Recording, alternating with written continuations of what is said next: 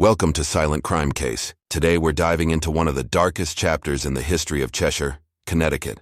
A peaceful suburban town where families thrived and neighbors trusted one another. It was the kind of place where doors were left unlocked and children played freely in the streets. But in July of 2007, this serene community would be forever changed by an unspeakable tragedy. A family, beloved by everyone who knew them, was brutally targeted in a home invasion that shook the entire nation. What started as an ordinary night quickly turned into a nightmare.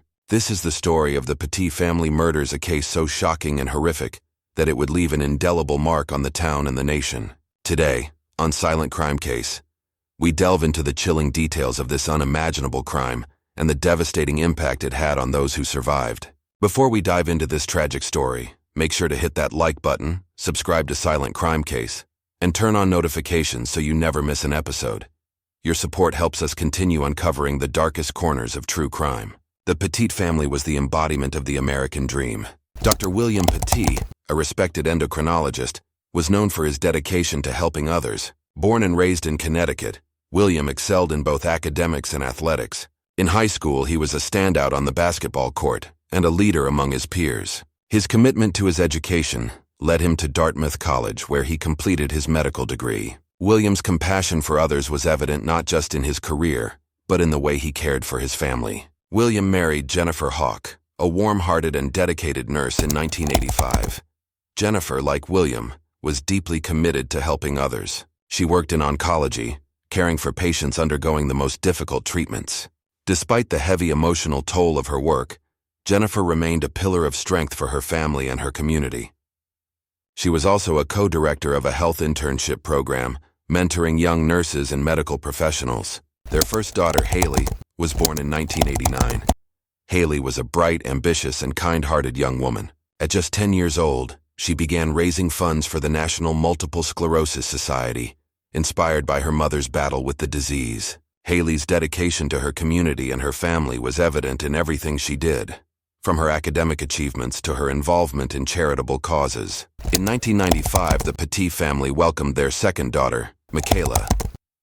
Michaela, like her older sister, was a compassionate and thoughtful child.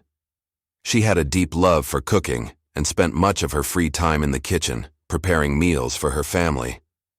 Michaela's nurturing nature made her a beloved figure in her community, and her family adored her.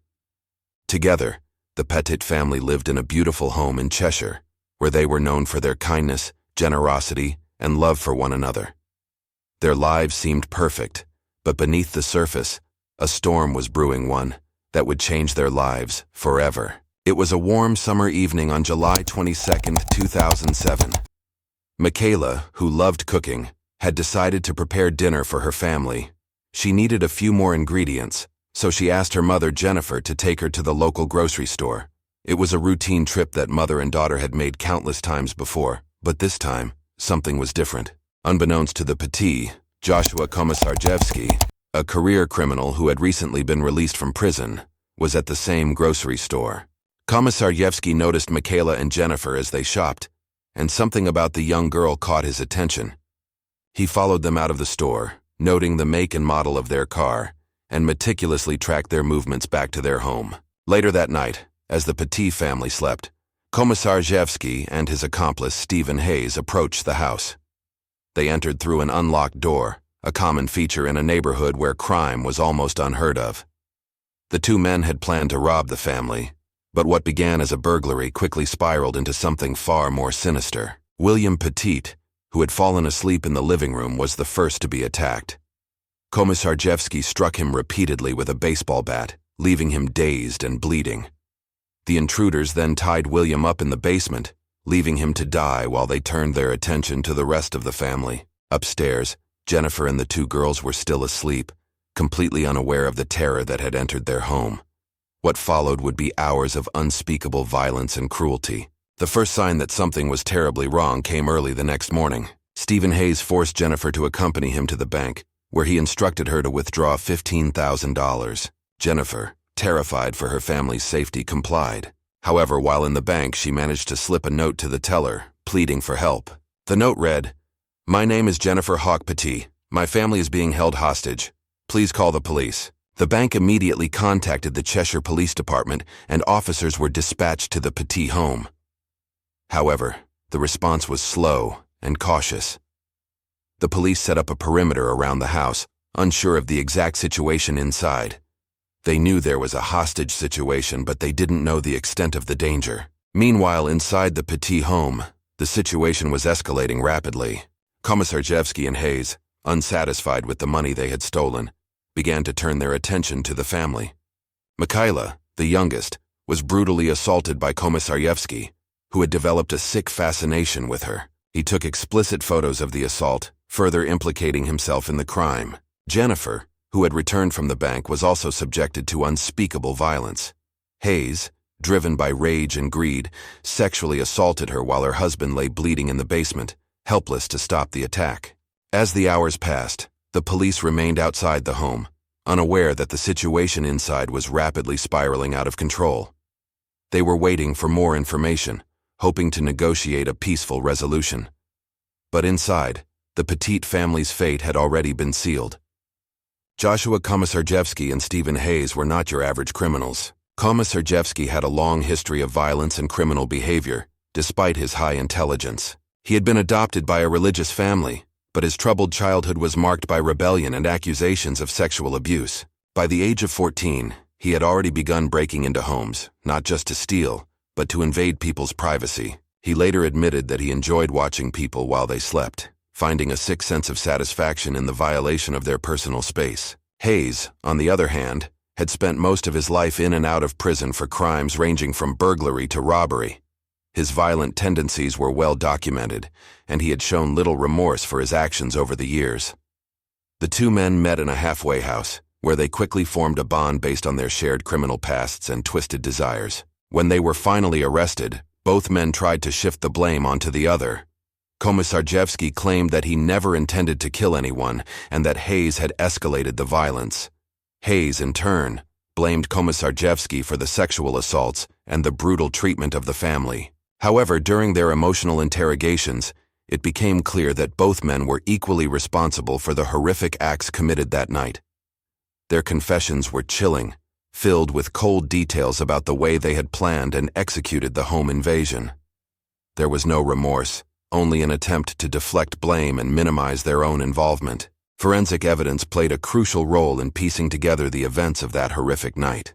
Investigators found a wealth of physical evidence at the crime scene, much of it implicating both Joshua Komisarjevsky and Stephen Hayes in the atrocities committed against the Petit family. One of the most damning pieces of evidence was the series of explicit photos that Komisarjevsky had taken of Michaela during the assault. These images were later recovered from his cell phone, providing undeniable proof of the horrific acts he had committed against the young girl. In addition to the photos, DNA evidence was collected from both Michaela and other areas of the crime scene, further linking Komisarjevsky to the crime.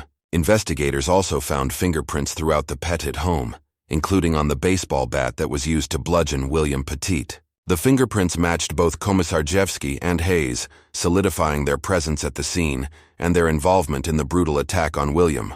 The presence of fingerprints in key areas of the house, including bedrooms and the basement where William was tied up, allowed the investigators to reconstruct the movements of the two perpetrators during the night. One of the more chilling pieces of evidence was the presence of gasoline in multiple rooms of the house, indicating that Komisarjevsky and Hayes had intended to burn the home down from the start. Investigators found traces of gasoline on the beds of both Haley and Michaela, as well as in other parts of the house. This revealed the men's plan to cover their tracks and destroy evidence. Investigators also recovered the gasoline cans used to start the fire, which were discarded nearby, and found clothing worn by the perpetrators that was stained with blood and accelerant. The autopsy reports provided even more heartbreaking details. It was determined that both Haley and Michaela had been alive when the fire was set. Michaela, still tied to her bed, succumbed to smoke inhalation, her young life tragically cut short. Haley, who had managed to free herself from her restraints, was found just feet away from the stairs, having tried to escape the flames. Unfortunately, she too was overcome by the smoke and fire, collapsing before she could make it out of the burning house. The forensic evidence collected at the scene painted a clear and devastating picture of the brutality and premeditation involved in the crime. It played a pivotal role in the prosecution's case, leaving little doubt about the culpability of both Komisarjevsky and Hayes. This meticulous collection of evidence ensured that justice would be served for the Petit family, though nothing could erase the horrors of that night. As investigators continued to delve into the backgrounds of Joshua Komisarjevsky and Stephen Hayes, more disturbing details began to emerge about their relationship and criminal history. Both men had met at a halfway house, where they had been staying after serving time for previous offenses. While Hayes had a long history of violent burglaries, Komisarjevsky's past was even more chilling. Despite being raised in an adoptive family known for their religious strictness, Komisarjevsky had displayed troubling behavior from a young age. He had confessed to breaking into homes purely for the thrill of invading people's privacy, stating that he enjoyed watching people sleep. His crimes escalated over the years, eventually culminating in a series of burglaries that led to his incarceration. During his trial, Komisarjevsky claimed that he had been sexually abused by a family member, which contributed to his psychological instability. Hayes, on the other hand, had lived a life of petty crime and addiction. His criminal record was extensive, but it was his violent tendencies and lack of remorse that concerned authorities the most. He had been in and out of prison since his teenage years, committing numerous robberies and burglaries along the way. The connection between the two men was based on a shared disregard for human life and a twisted fascination with power and control. During their time together at the halfway house, they had discussed their desires to commit more serious crimes. The Petit family became their chosen target, not because of their wealth or status, but simply because they represented an easy opportunity for the two men to assert their dominance and fulfill their darkest fantasies. The shocking revelations about their backgrounds and their motives would play a significant role in the trial, as prosecutors sought to demonstrate the premeditated nature of the crime. As dawn broke on the morning of July 23, 2007, William Petit, still bound and severely injured, managed to summon the strength to escape his restraints. Despite his multiple injuries, he crawled out of the basement, through the garage, and into the yard. His only thought was to get help for his family. Weak and disoriented, he reached his neighbor's house where he pleaded for assistance. The neighbor immediately called 911. Back at the house, Stephen Hayes and Joshua Komisarjevsky were growing increasingly desperate. After realizing that William had escaped, they panicked. Hayes, in a final act of brutality, strangled Jennifer Petit to death. Komisarjevsky, meanwhile, set fire to the house in an attempt to cover their tracks, dousing the girls' beds and parts of the house with gasoline before igniting the flames. The house quickly became engulfed in flames, trapping Haley and Michaela upstairs. Although Haley had managed to free herself from her restraints, she was overcome by the smoke and collapsed just feet from the stairs, unable to escape the inferno. As the house burned, Hayes and Komisarjevsky fled the scene in the Petit family's car, unaware that law enforcement had already surrounded the area. Within minutes, they were stopped by police and taken into custody. Both men were arrested on the spot, and the extent of their crime soon became apparent as firefighters extinguished the blaze and discovered the bodies of Jennifer, Haley, and Michaela inside. During their subsequent interrogations, both men attempted to shift the blame onto each other. Hayes claimed that Komisarjevsky had been the mastermind behind the plan, while Komisarjevsky accused Hayes of escalating the violence. However, their confessions were filled with chilling details about the events of that night, revealing the full extent of their brutality. The trial of Stephen Hayes began in September 2010 and drew nationwide attention due to the horrific nature of the crimes. Prosecutors sought the death penalty, arguing that the premeditated, violent, and cruel acts committed by Hayes and Komisarjevsky warranted the harshest punishment available under the law. The courtroom was filled with emotional testimonies from law enforcement, forensic experts, and most notably, Dr. William Petit, the sole survivor of the attack. Throughout the trial, prosecutors presented overwhelming evidence, including the photographs Komisarjevsky had taken of Michaela during the assault, DNA evidence linking both men to the crime scene, and testimony from the bank teller who had received Jennifer's plea for help. The defense attempted to portray Hayes as a man with a troubled past who had fallen under the influence of Komisarjevsky, but the jury was unconvinced. After 5 hours of deliberation, the jury found Stephen Hayes guilty of all charges, including capital murder, sexual assault, and arson. In the sentencing phase, the jury recommended the death penalty. The trial of Joshua Komisarjevsky followed in 2011, with much of the same evidence being presented. Komisarjevsky's defense team argued that he had not intended to kill anyone, and that Hayes had been the driving force behind the murders. However, The jury once again returned a verdict of guilty on all charges, and like Hayes, Komisarjevsky was sentenced to death. Despite their death sentences, neither man would face execution. In 2015, Connecticut abolished the death penalty, and both men's sentences were commuted to life in prison without the possibility of parole. For many, the commutation of their sentences was controversial, as the Petit family and the community had sought justice in the form of capital punishment. The murders of Jennifer Haley and Michaela Petit left a deep and lasting impact on the Cheshire community and beyond. The brutality of the crime, combined with the fact that it had taken place in a small, tight-knit town, led to widespread outrage and grief. Memorials were held for the family, and the community came together to support Dr. William Petit, the sole survivor of the tragedy. In the years following the murders, Dr. Petit became an advocate for victims of violence. He established the Petit Family Foundation, which raises funds for individuals and families affected by violence, as well as for medical research and education initiatives. The foundation became a symbol of hope and resilience in the face of unimaginable loss, and it continues to honor the memory of Jennifer, Haley, and Michaela. The case also sparked debate about the role of law enforcement during the hostage situation.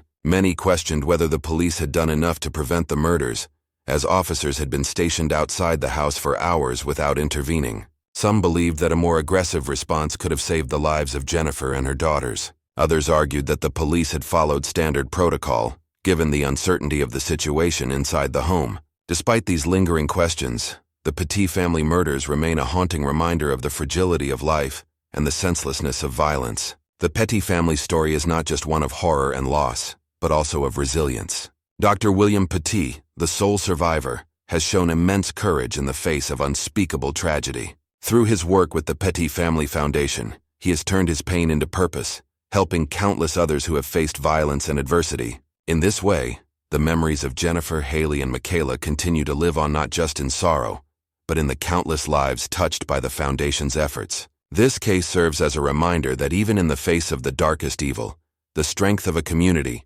and the spirit of love can prevail.